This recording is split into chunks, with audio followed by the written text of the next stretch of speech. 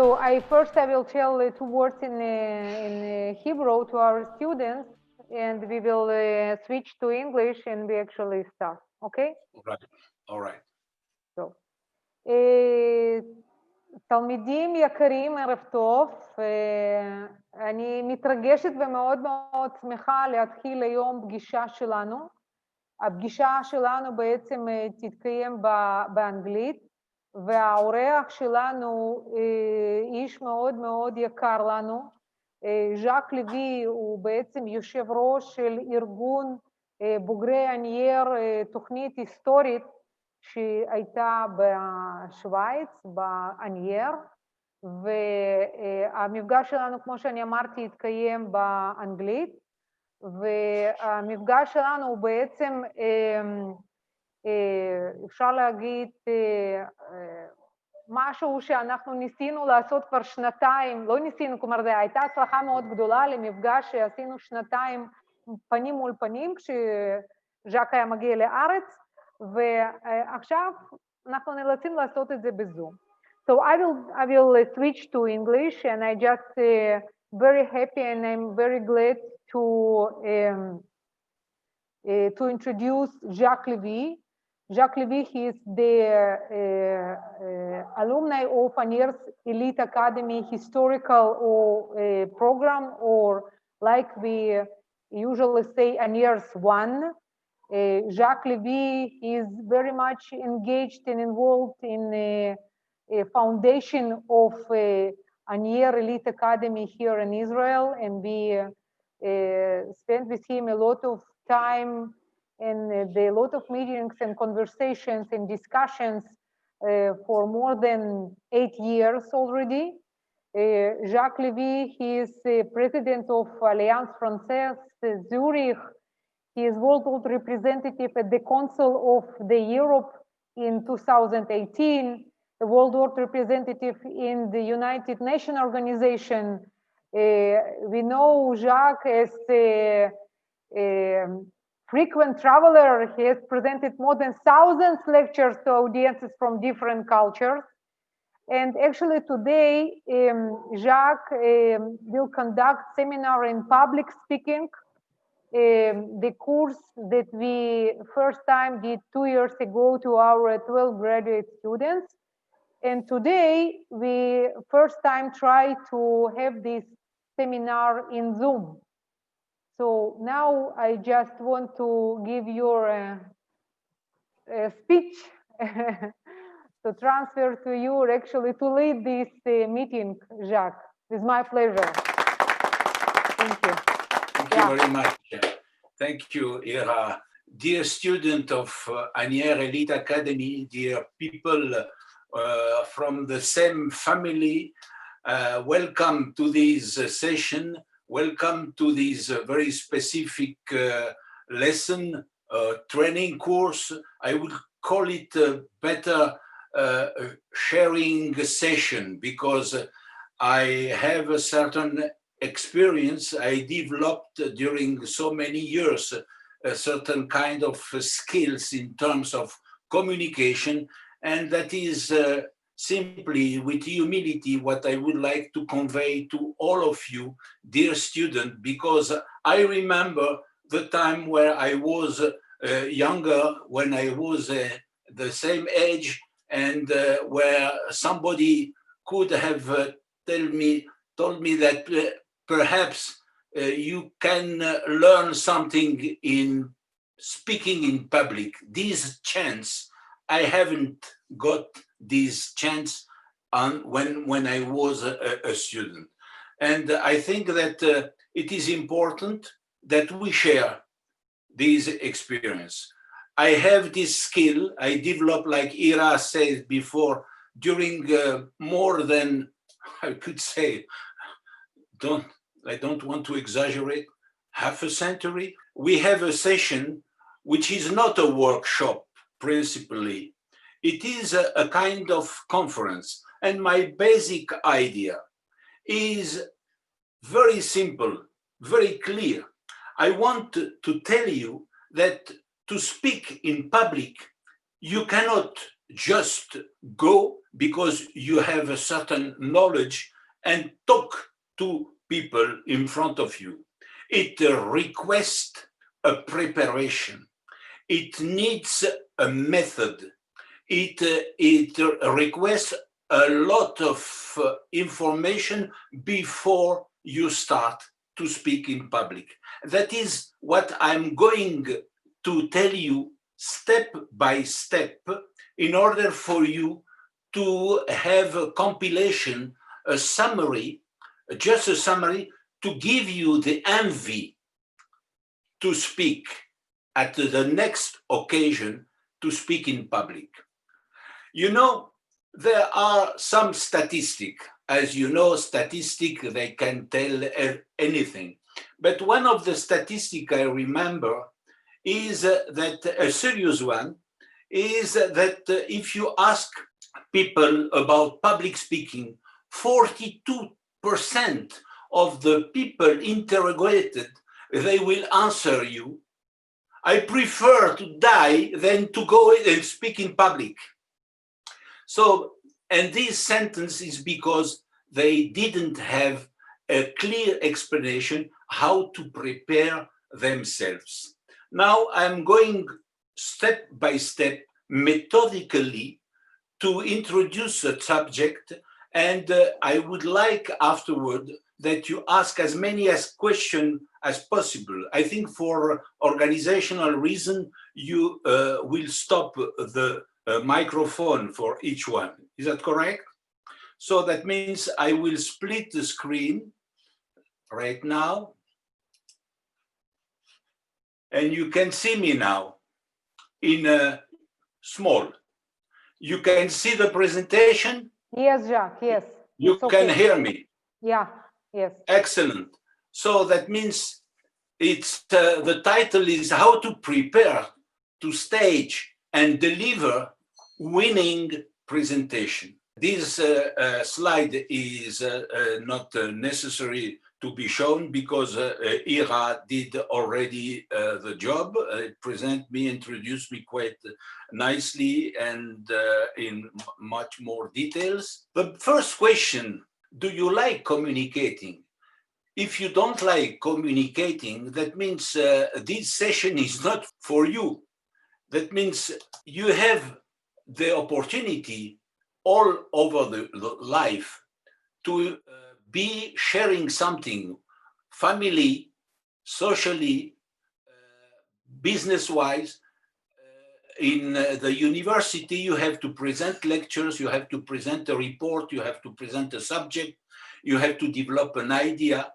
And it is necessary, if you want to say that, you have to speak.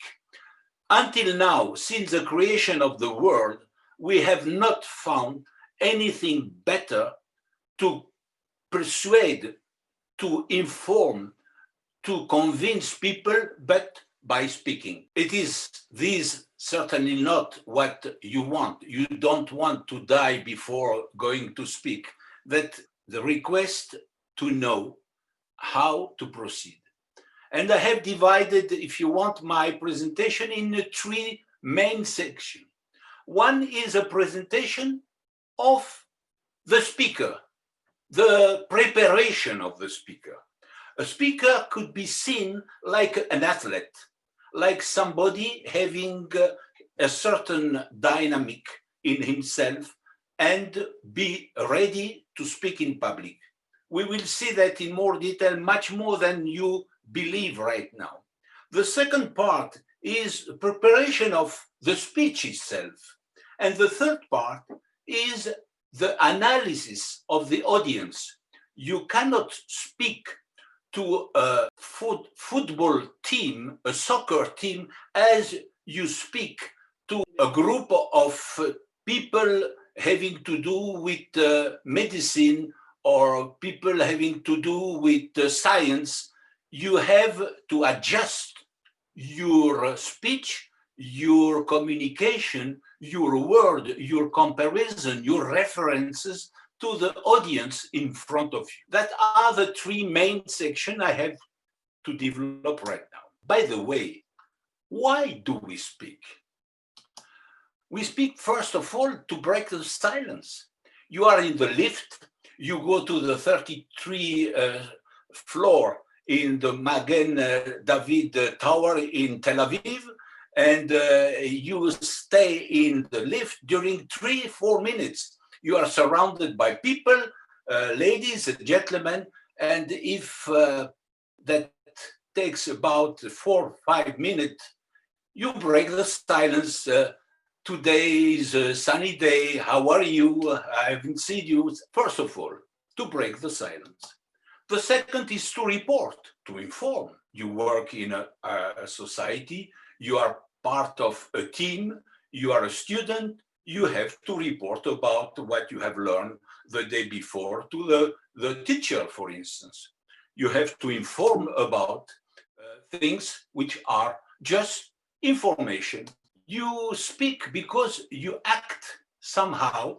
You have to make not only a presentation, but to go a bit further to introduce a new subject or to change something in the audience. You need to convince, to change the mind of certain people in the audience. That means to transform something in the audience. And right now, I want to tell you, if you speak and nothing happened after your speech, that means it's a completely wrong situation. Something should happen when you speak. And what could happen? First of all, emotions. You cannot speak in front of the people. You have to speak to the people. Vaidaber Adonai Moshe lemor, daber el bnei Israel, daber el, not in front of the Am Israel. You have to speak to the people, to convince and to persuade. That means to ask them to follow what the ideas you present, because they are the right idea, they have to follow. And that is the first myth. People believe that you have God-given people. They are talented by the nature because they are born like that. It's exactly wrong. Poets are born, but speakers are made. It's not Jacques Levy who says that. It's Aristotle, the great philosopher of Greece. Public speaking, ladies and gentlemen, is not a science. Public speaking is an art, because art, what does it mean? What is an art? An art is a combination of two things. One is a skill as a result of knowledge, you have to know, and practice. Take an example. You want to play tennis.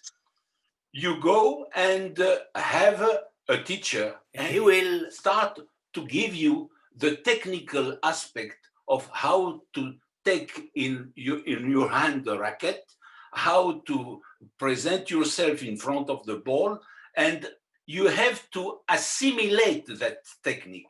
And afterward, what happened? Roger Federer every day, Rafael Nadal every day, the superior people in tennis, every day they rehearse.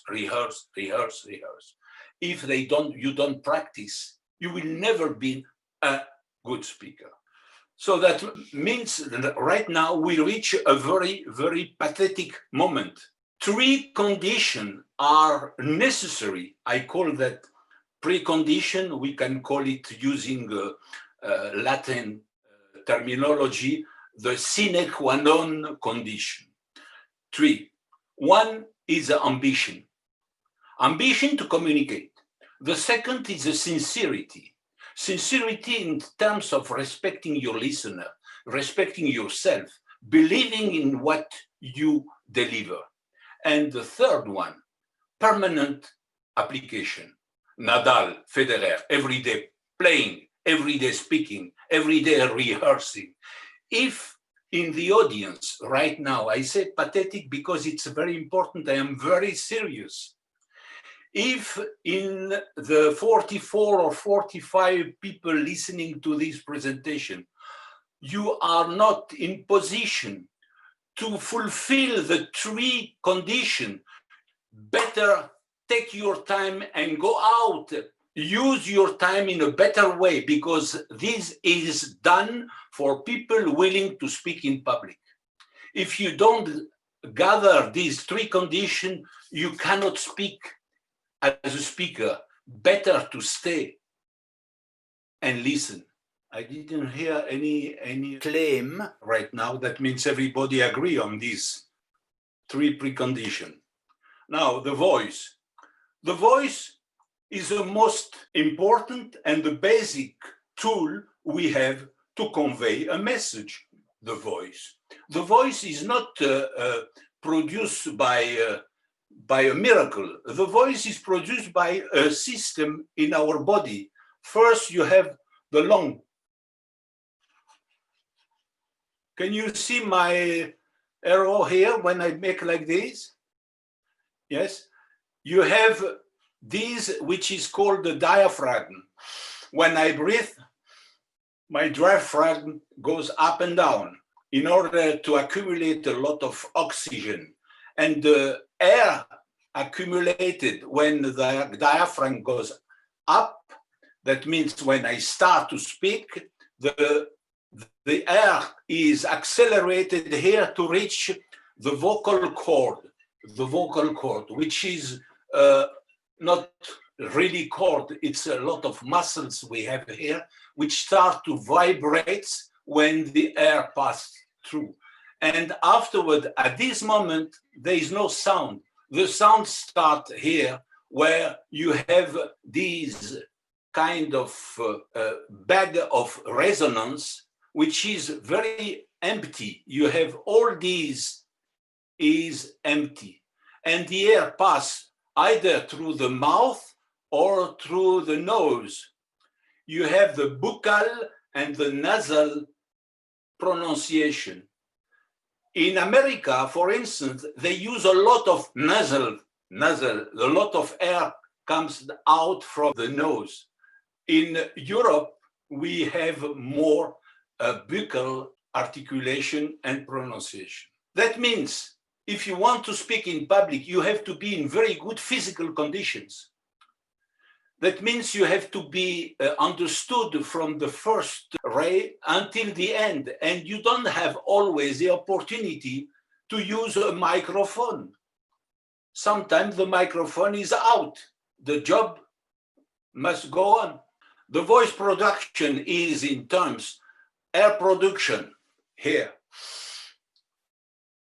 aspiration, expiration, vibration here, and amplification here. Not only here, but all the shoulder plays a role in the production of the voice. That means each individual has his own voice. And the voice, we can say, you have first the pitch. The pitch is the high of your voice. You can have a voice like that or a voice like that. It depends on the nature of your vocal cord.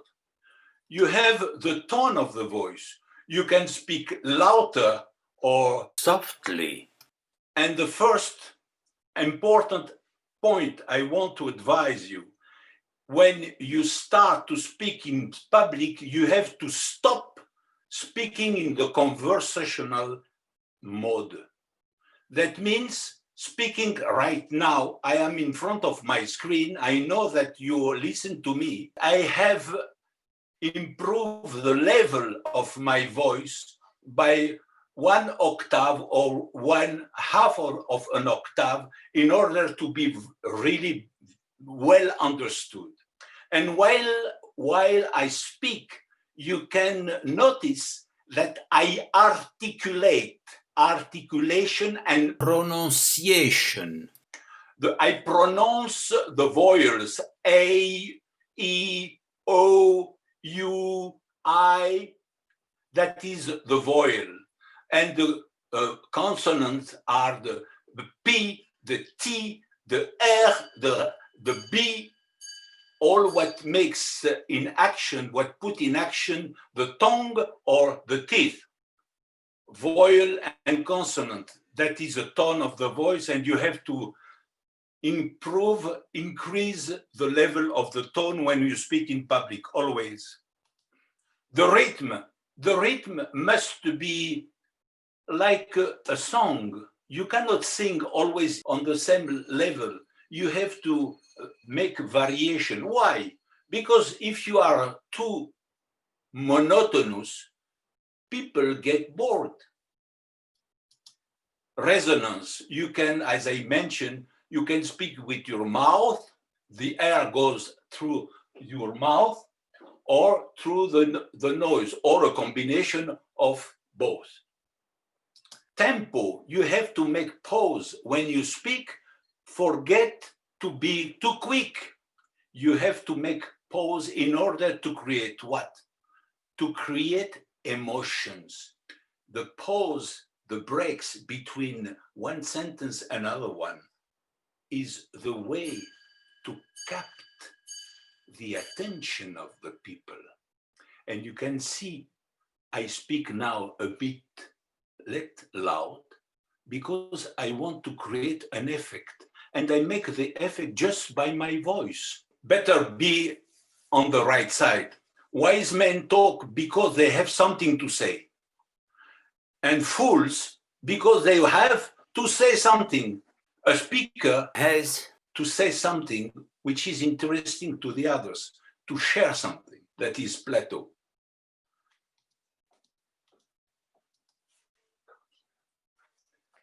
That means here it's just to recall what makes people different from each other. You have people having a certain personality, which is a result of 3 levels.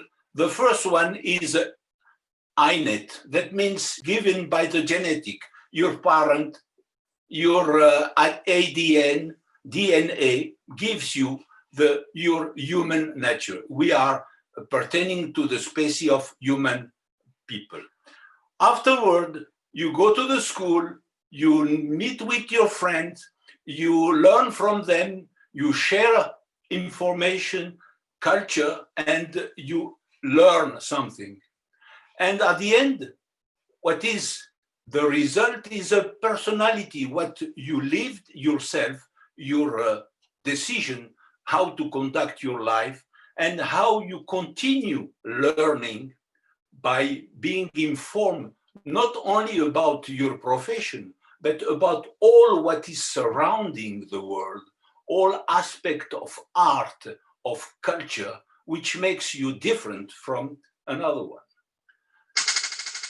And the third point is your audience could be homogeneous. Today, we can say we have an homogeneous audience, student. But sometimes you can speak to students and professors, or you can speak with the student and professional people, or you can speak with different people coming from different countries, with different culture, with different aspects of what they consider as a normal. In fact, your audience expect a certain number of things you have to remember. Number one, the time allocated. If you say, I will speak during 50 minutes, you have to keep that and not to go after 1.5 hours and never conclude. The second is to act as a professional. If you decide to speak, you have to respect your audience. That means you have to say something. Third, you have to say the essential. If I may summarize right now, quickly, the art of public speaking is the art of synthesizing. The capability to make a synthesis about a lot of things, to resemble that in one sentence or in one concept, to say the essential. Explain clearly. don't start to use any kind of slang or any kind of language which pertain to a group of people having a good knowledge about that, like people in the football or people in the music. They use their own word. For the normal people, they have to adjust the communicating word to this audience, explain clearly, present practical examples. Don't be in the theoretical aspect, present examples. Listen to them. Create a warm atmosphere. You are the speaker. That means you have decided to stand up while the others are sitting.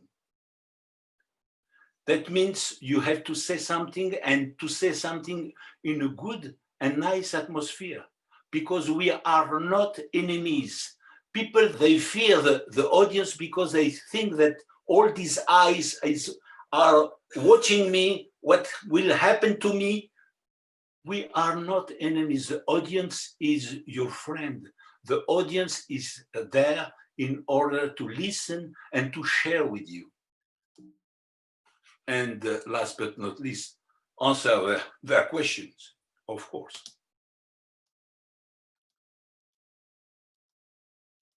Now, today, we have a lot of differences when we meet with people, and with people coming from different horizons. You have the language, the jargon, the so-called slang in specific activities of life, the body language, the image, the body language. Body language, when you say this in France, means it is perfect. If you say that in Italy, it means that you are zero. You have to be very careful with the image and the body language. Comparison, if you compare some certain things, you have to be very clear, very, very efficient in your comparison. You take references. When you speak to a soccer group of people, football people, you can speak saying that when Zinedine Zidane put the first goal, everybody will understand you. But if you speak to a congregation of cancerologue, surgeons in oncology, and you say Zinedine Zidane, perhaps they will not understand exactly the same.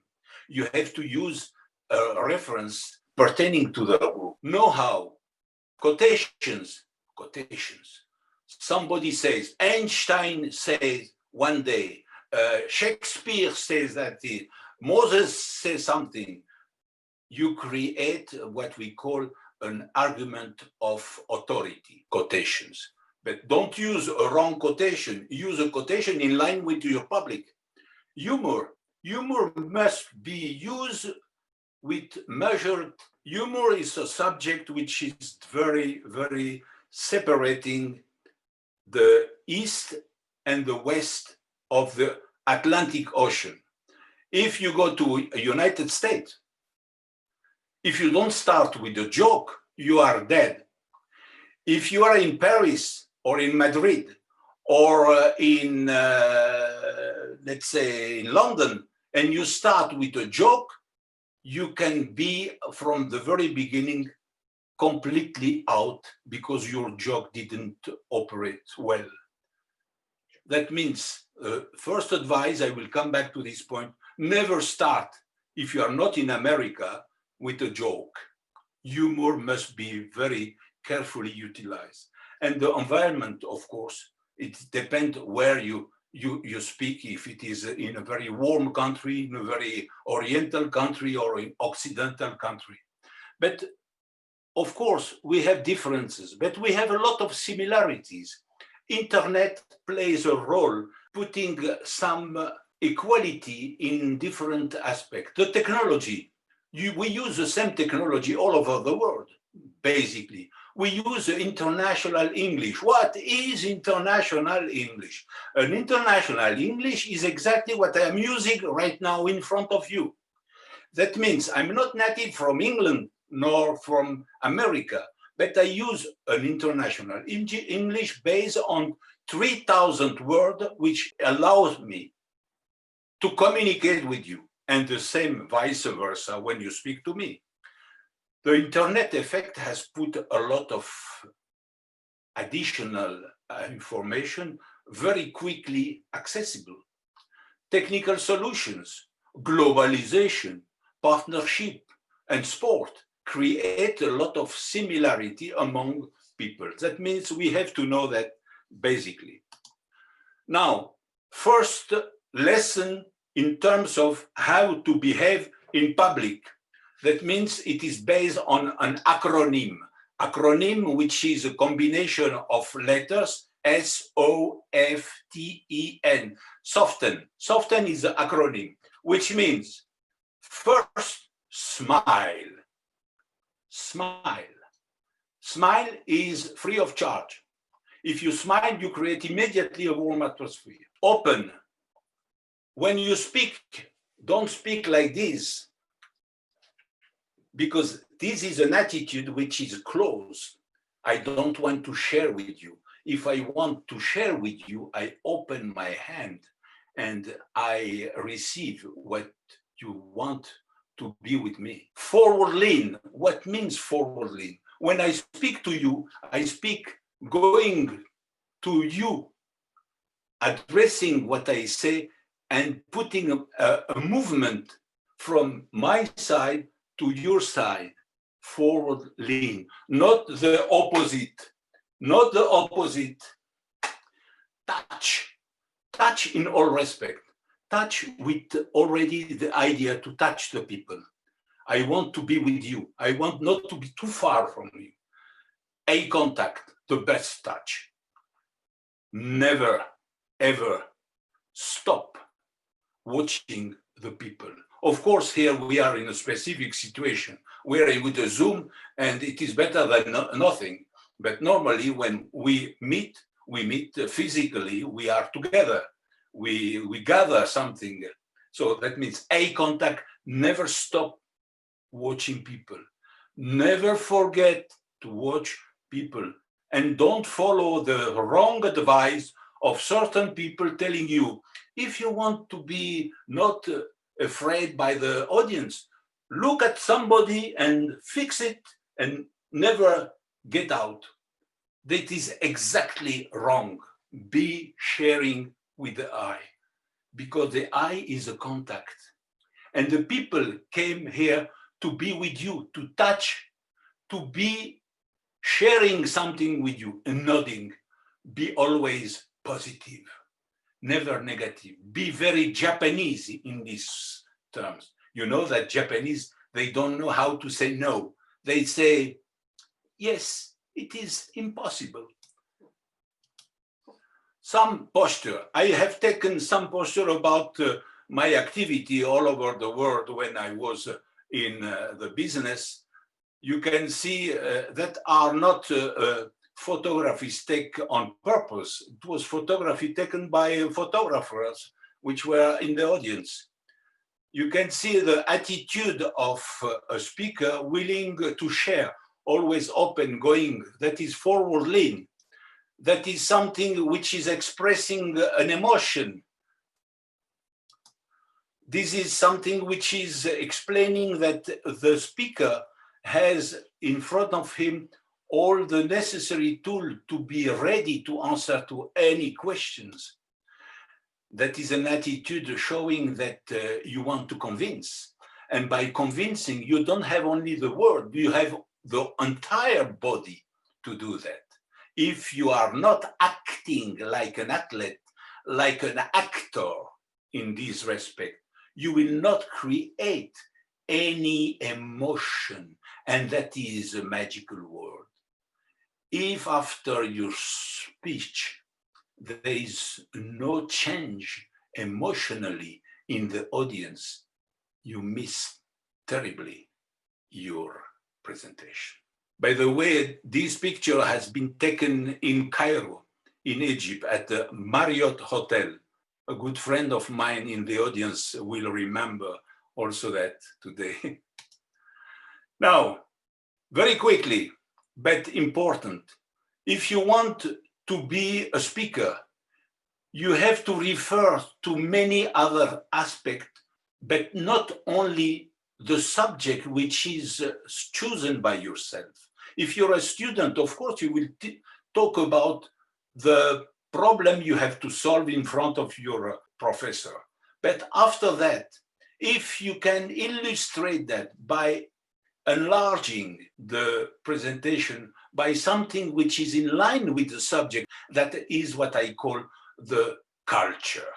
And the culture can be illustrated by the whole aspect of art, fine art. And fine art, they are the following: drawings, sculpture, architecture, paintings, photos, cinema, pantomime, dance, literature, poetry, music, and perfumes.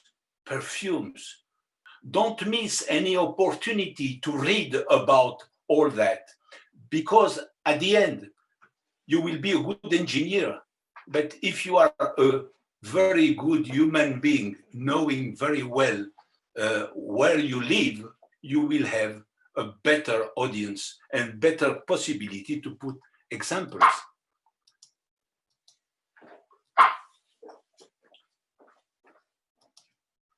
Now, I want to share with you about 10 to 12 words which are very, very important in speaking as well as in writing.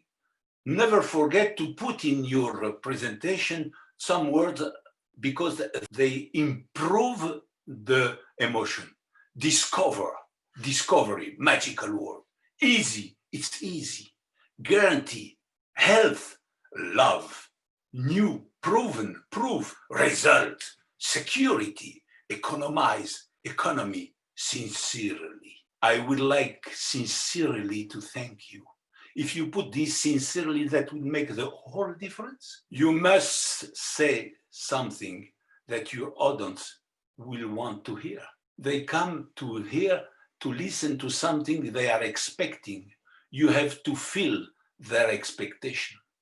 So the speech objectives are numerous. You can speak because you want to sell something, you want to inform, you want to educate, you want to motivate, you want to create action, you want to entertain, and you want for some time to commemorate. Israel is the country of commemoration. We commemorate and celebrate each month abundantly. And that is because we share something in common. Now, 5 myths. You need God-given talent to be a good speaker. Is it wrong or right? It is exactly wrong. You don't need to be a good given talent. You have to learn it. You have to know the method to learn it. Good speakers never had stage fright like mine. Stage fright pertains to anybody, even Jacques Levy. I have already on the beginning the necessity to have this stage fright because it's a kind of first injection of adrenaline, giving me the impulse to go and communicate with you. Good speakers don't have to work at it. Of course, if you want to be a good improviser, if you want to be somebody who looks like being improvising, very easy, but that is the result of a lot of work. To improvise necessitates a lot of preparation, a bit paradoxal.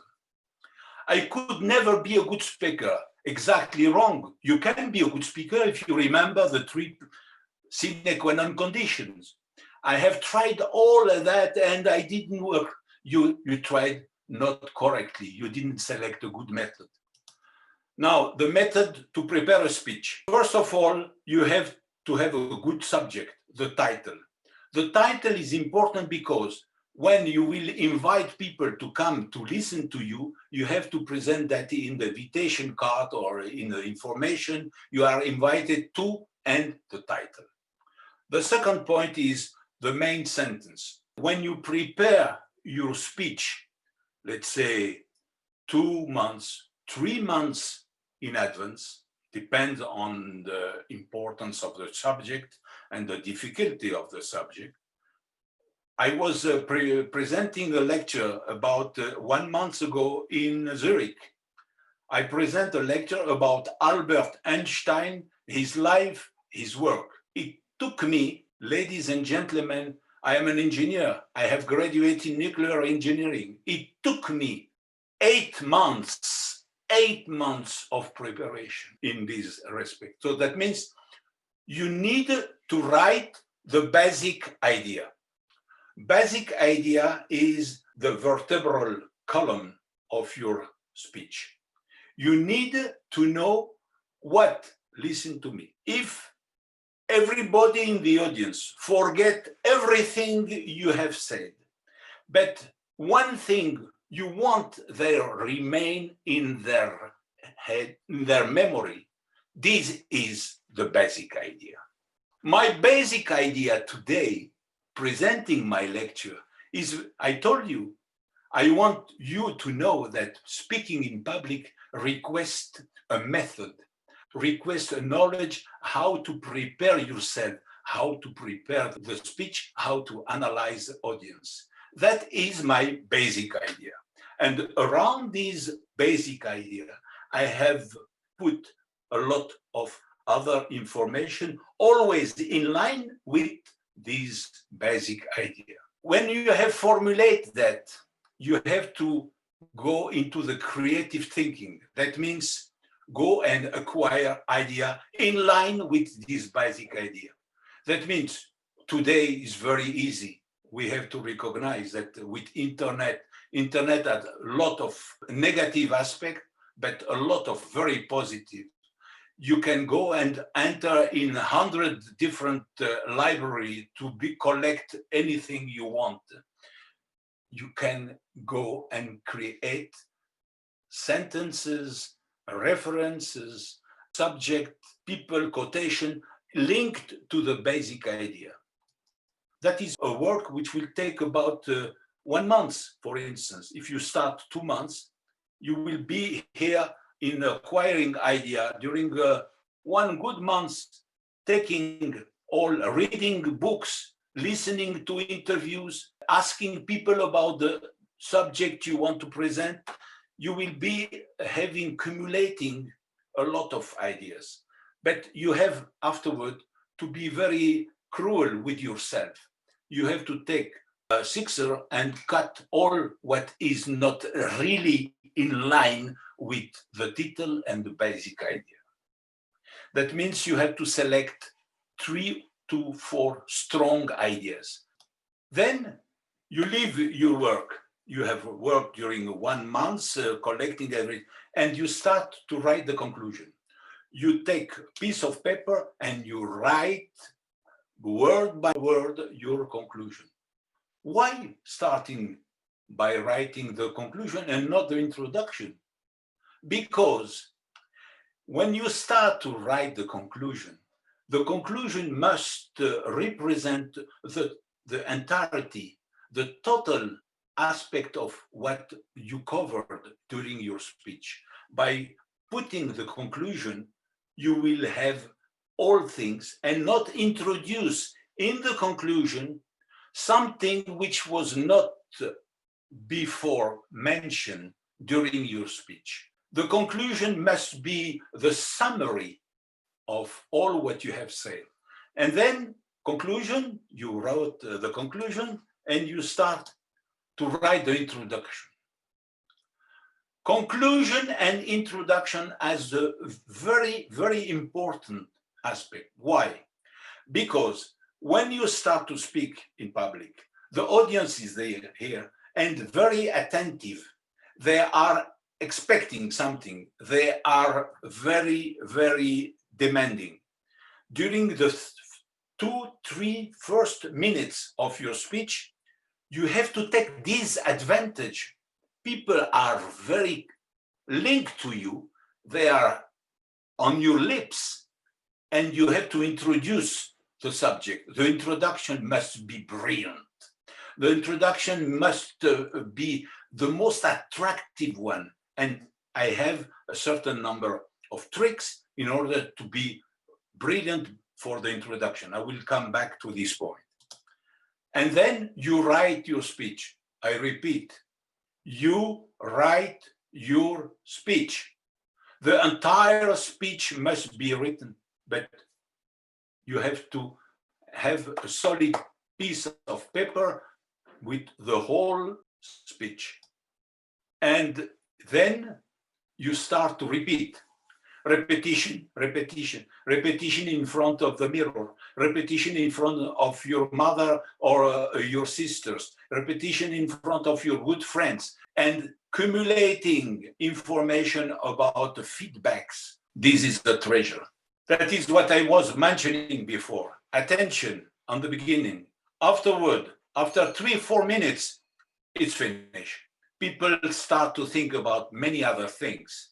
They are here, they listen to you, but the degree of attention has diminished quite dramatically.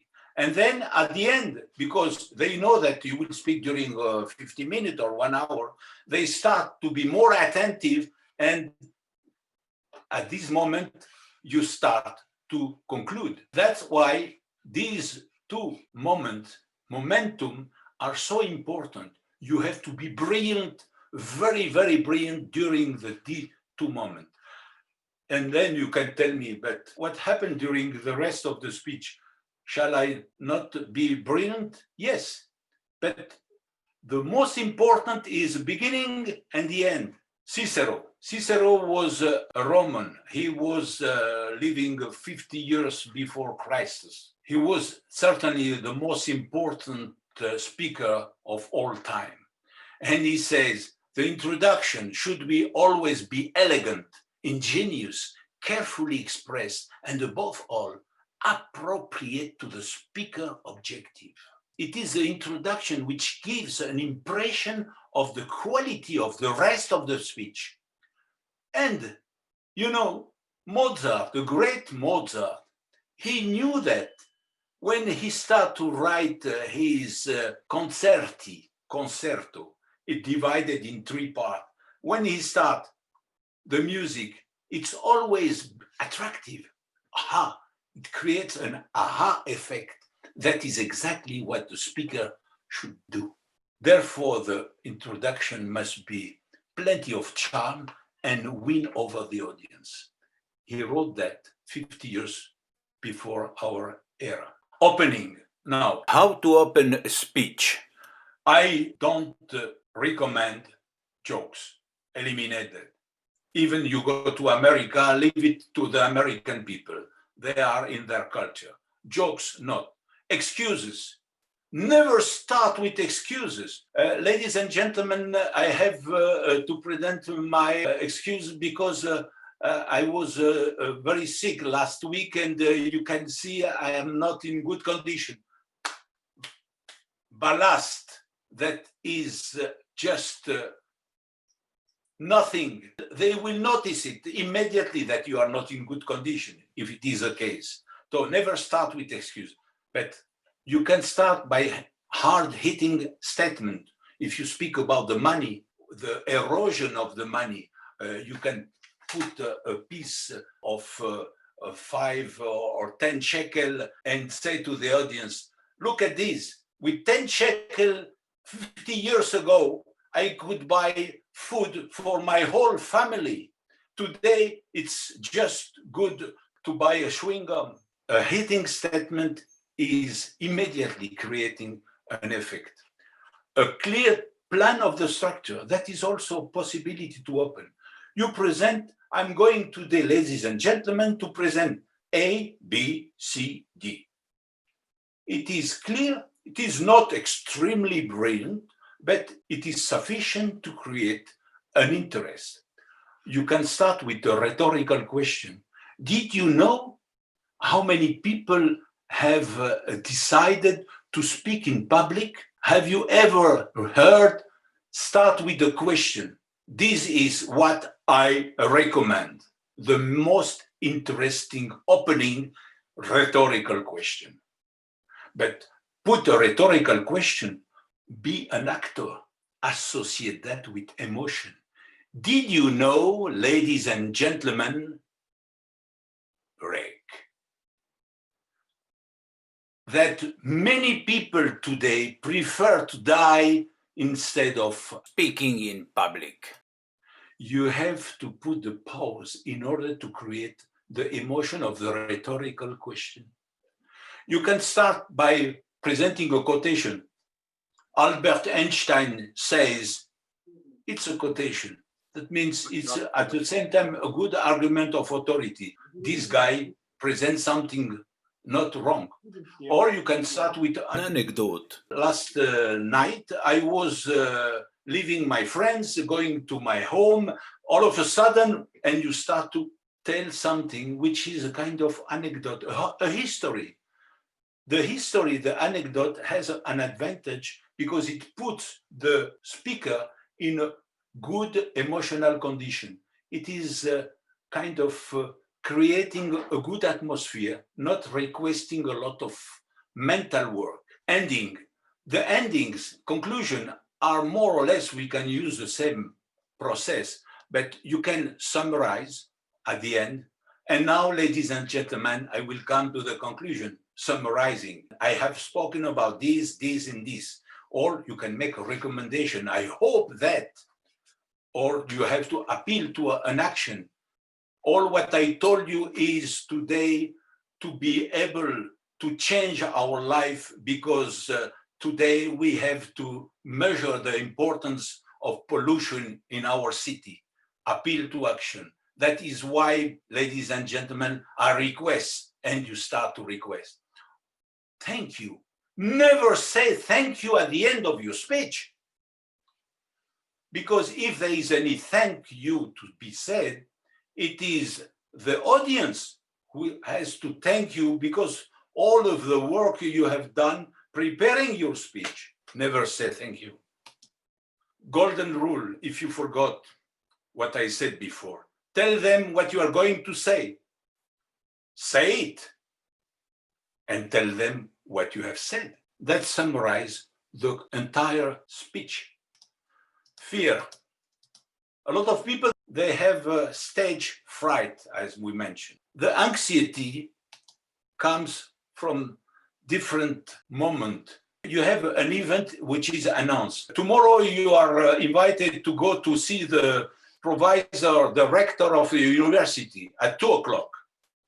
You associate that with anterior events. You knew that last time your friend went to the rector, the provisor, and received a blame because his attitude was not good. So you associate that with negative things, perhaps. Then you start to make image of what is going on. My goodness, why I am invited to the office of the director. And then you prepare to action. Now, if I ask you, where is the momentum of you fear something? The momentum is there. Image of what is going on. If my friend was invited to the director office, means, and he was fired or he was blamed, perhaps I will have the same destiny. When we speak about fear and we start to understand better the fear, then we can be better prepared to the speech in front of the people.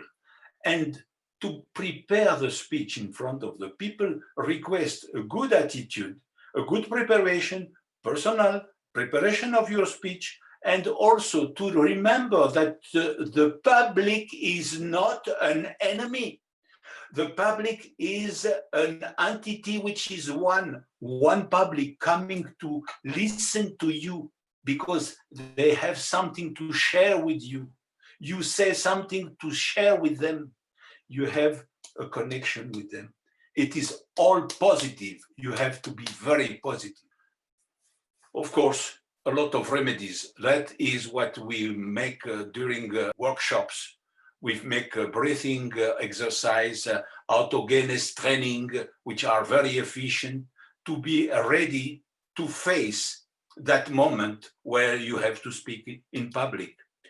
and how to make an impromptu, how to improvise recipe. Circumstance, you are invited to a wedding party. People, they know that you are somehow, you are a speaker. You have followed a training, and they ask you, Simon, speech, Simon, and you say, no, and afterward you start to speak. What to say? You are invited, you are not prepared. Remember this magical acronym, CIP. Circumstance, the wedding. You can start saying about wedding. How important is a wedding in the human life? Interest, the importance of the wedding, not only for the people attending the wedding, but also for the families and people involved. You can start to speak about the man and the woman getting married, and you know them more or less. You can speak, and you have immediately, spontaneously, apparently, you have presented an impromptu, as we call. That means a very small improvisation during 4 or 5 minutes. And that is enough to create an atmosphere during the wedding party. And you have exercise yourself, repeat. Be Roger Federer, be Nadal, play every time you have at your disposal to repeat. And repetition is, for instance, you go and read a book, or you go to a cinema, you have seen a movie, and start to summarize in 1 or 2 sentences what this movie has created, but not by using superlative, like it's very exciting, wonderful, it's cool. This is to be given to the people who are not speakers. You are a speaker, you can summarize, synthesize in a short terms. So that means you have to know your audience. You have to analyze the composition, define differences and similarities, adjust the speech accordingly, apply the acronym soften when you appear in public. Be clear and synthetic and enjoy. It is a moment of joy, communication. Taboo. Never do that. Jargon. Don't use language which is not good. National specific jokes. Never speak about politics or religion unless this is the subject of your speech, of course. But never introduce any of those aspects. Your public is one. Never forget. There is no such thing as a born speaker. You simply lack methodical preparation for speaking in public. Don't turn everything into a drama. The body upright, the legs slightly, your condition must be adequate. If you don't use your eyes, nothing happens. Stop talking in a conversational tone. Don't speak with the public like you speak with 2 of your friends. Be a speaker. You must always remember, begin and end well. Tell them what you are going to say what you want to say, and tell them what you have said. You are unique. You speaker, you are unique, and your speech will represent your unique personality. Never forget, speaking is not a science. Speaking is an art.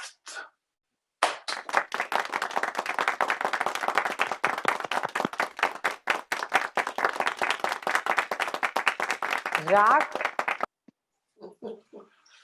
Yes. Hello. Can I apply to you? Yes, great. you can. Yes, it's not forbidden. This is... Thank you very much. It was fascinating. So you have certainly questions. Yes, I think that we can open the microphones. Kermit, can you assist us?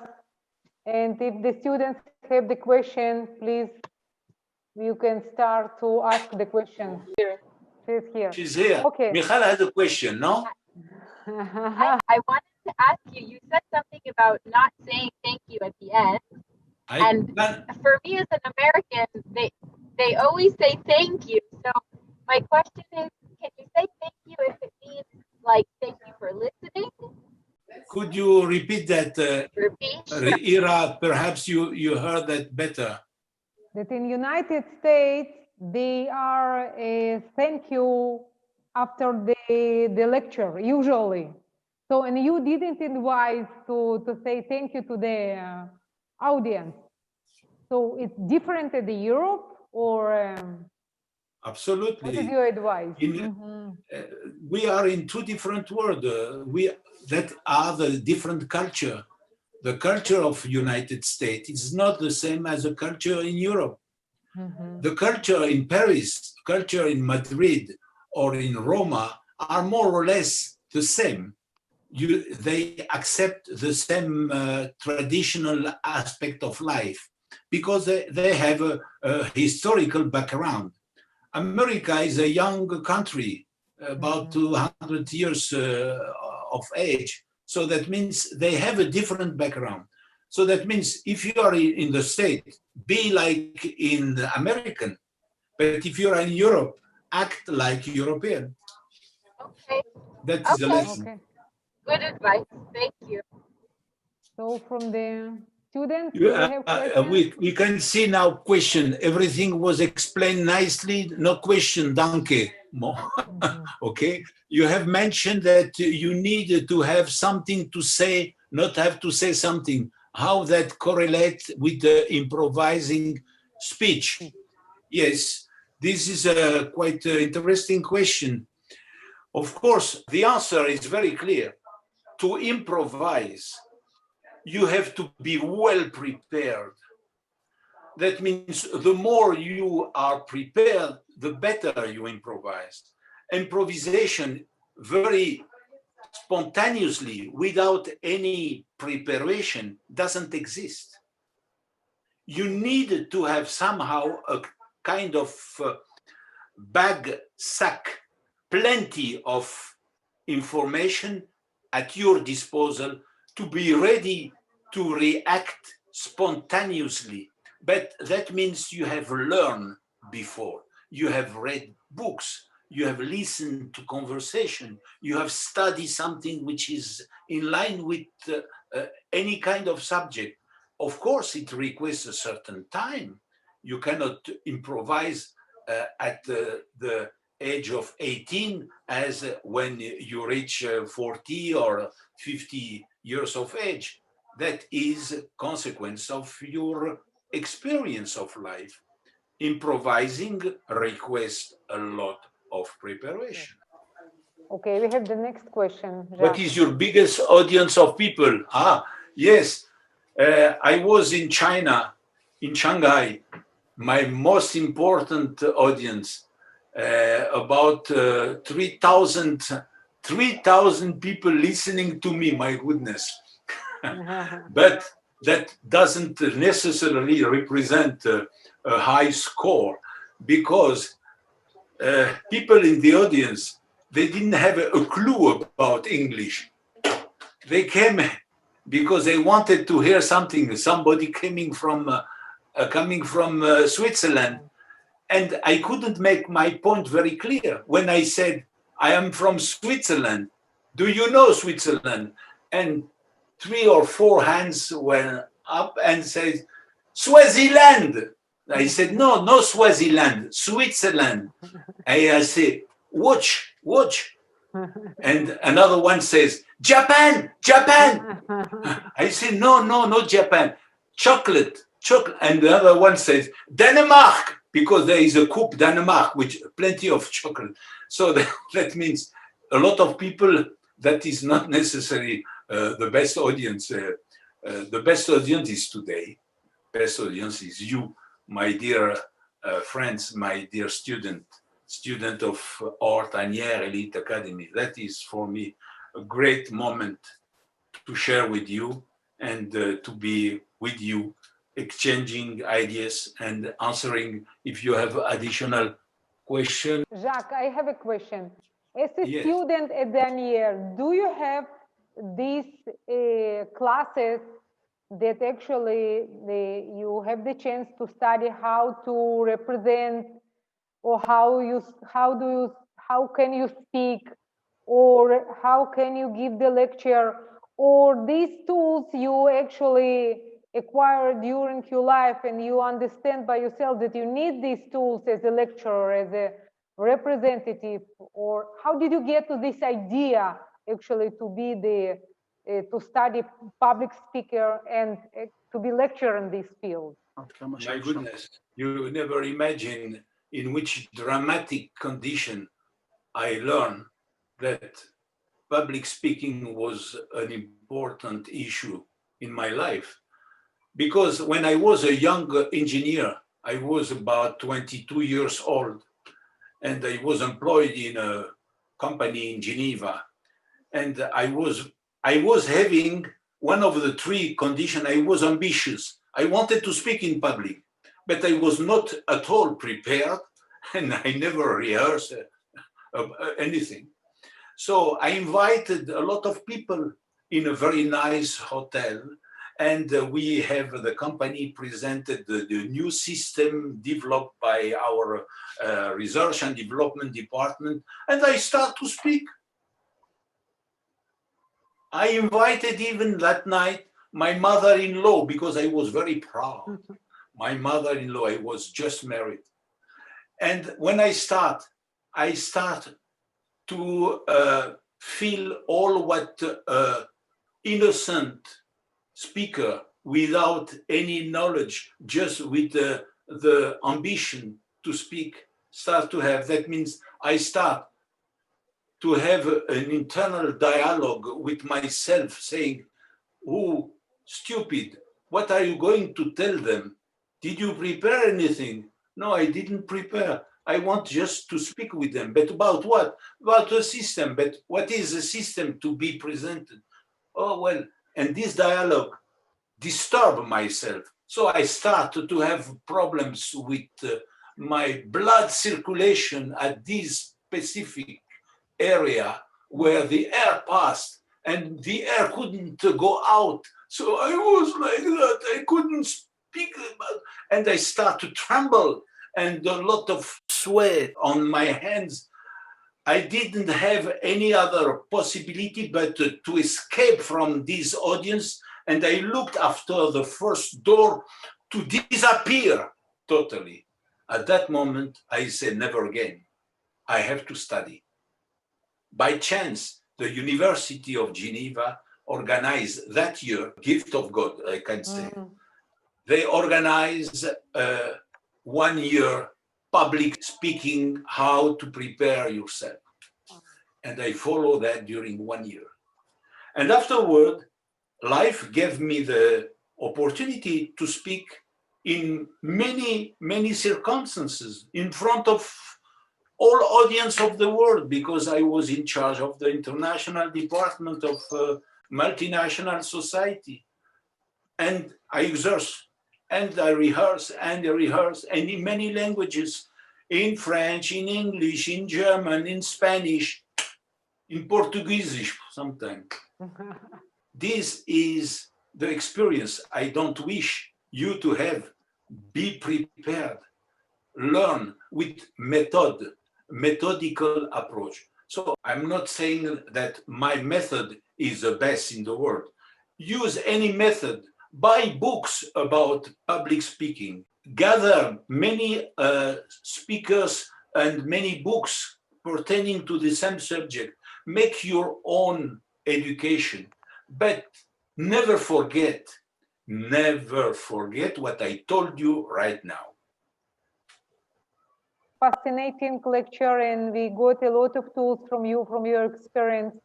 It was brilliant. I hope that we will have chance to see you and to hear you in our usual 3-day Yes.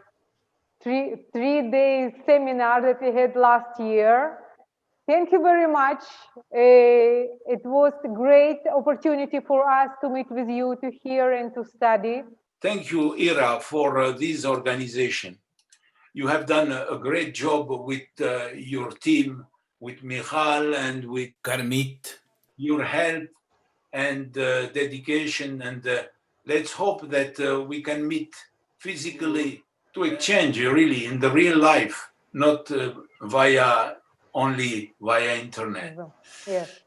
I just want to thank you, our counselors, Kfir and Mirvat and Denise and Nat. They work with our students day in life, and they spend a lot of energy, and they help us and assist us in every step of that our students did in their 4 years being at the Nalalius village. They are partners, and they attended today this meeting. I think the first time they saw you as the ex-year student, and I'm very glad that they have this chance, to meet with you. Actually, the Zoom platform, it gives us a different opportunities that we have known before. Like we thought with you only about your coming to Israel, to have this meeting with the students, and now you sit in the Switzerland.